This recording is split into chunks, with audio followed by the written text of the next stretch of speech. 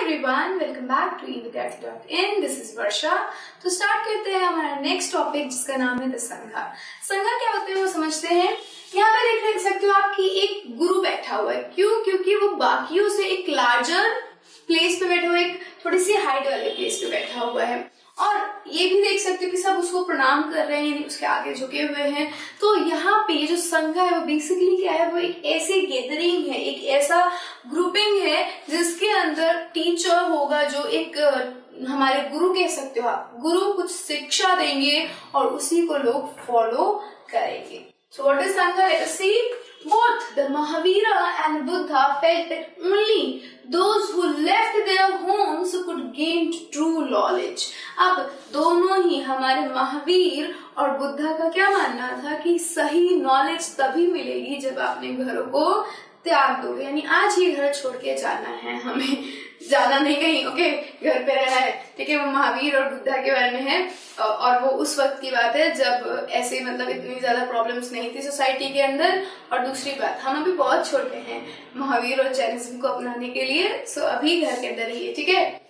They arranged for them to stay together in Sangha, an association of those who left their homes. अब उन्होंने क्या किया, उन्होंने एक ऐसा ग्रुप बनाया, एक ऐसा अरेंजमेंट बनाया संघा का जिसके अंदर लोग रहते थे। और वो लोग कौन रहते थे? जिन्होंने अपने घर छोड़ दिए थे। तो बहुत सारे लोग जिन्होंने अपने घर छोड़ दिए वो एक जगह मिलके रहते थे और उसको कहते थे हम संघा। Men and women who joined the Sangha led simple lives. अब वो इंसान, वो men, वो women जो संघ में रहते थे वो एक सिंपल लाइफ जीते थे। और सिंपल लाइफ जीने से क्या मतलब है कि वो लोग भिक्षा मांग के जी रहे हैं, यानी वो भिक्षु कहलाएंगे।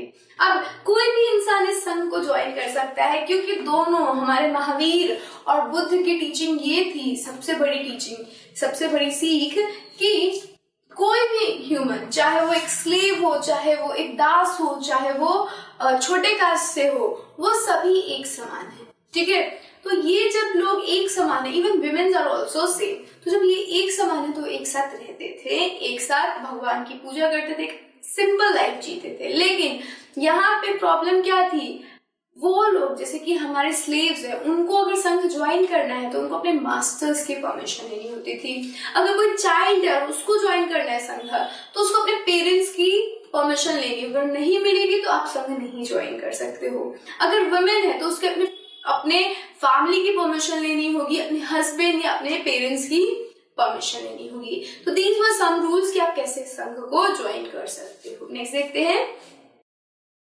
सो द संघा सिंबल, संघा का सिंबल ये है कि यहाँ पे जो संघ में आप रहोगे तो आपको ये चीजें करनी होगी। आपको राइट व्यू रखना होगा, सही सोच रखनी होगी, राइट स्पीच रखनी होगी, सही बोलना होगा, सही एक्शन होने चाहिए आपके, अच्छी तरीके से आप व्यवहार करो, जो भी आप काम कर रहे हो उसको सोच समझ के करो, कंसंट्रेशन रखो, एकाग्रता रखो। तो ये सारी संघा के अंदर की नीतियां थी कि आपको हमेशा अपने आप को राइटली कंडक्ट करना है, सही तरीके से जीना है, जिसके अंदर आपको अच्छी सोच रखनी है, अच्छे पॉइंट ऑफ व्यूज रखने हैं कि मैं इस तरीके से जीऊं लाइफ, और लोगों को भी वही बताना है। माइंडफुलनेस में क्या काम कर रही हूँ, मैं किसी को ठेस तो नहीं पहुंचा रही हूँ ये बात करके या फिर ये काम करके। तो ये सारा संघा के नियम थे जो कि इस व्हील के ऊपर शो किए गए हैं और ये हमारे संघा का एक सिंबल है। नेक्स्ट देखते हैं।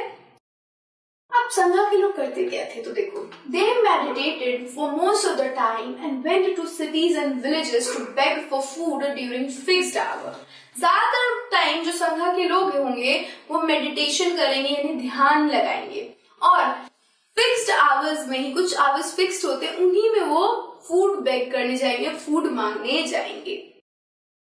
That is why they were known as भिक्षु और भिक्षुनीज। अब वो जब अगर फूड मांग रहे हैं, ठीक है, बेग कर रहे हैं, तो उनको क्या कहा जाएगा, भिक्षु या भिक्षुनी, बेगर्स कहेंगे हम इंग्लिश में, ठीक है। The rules made for the Buddhist Sangha were written down in book called Vinaya Pattika।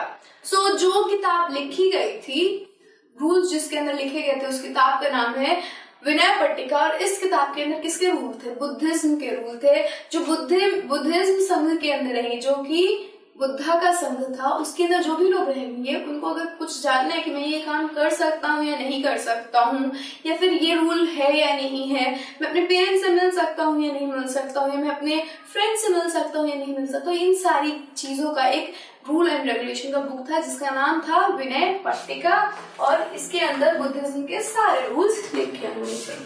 तो this is all about our the sangha. ये सारी चीजें हमारे संघा के अंदर हो रही थी। संघा वो ग्रुप था जिसके अंदर वो लोग जो कि अपने घरों को छोड़ के आ रहे थे वो रहते थे।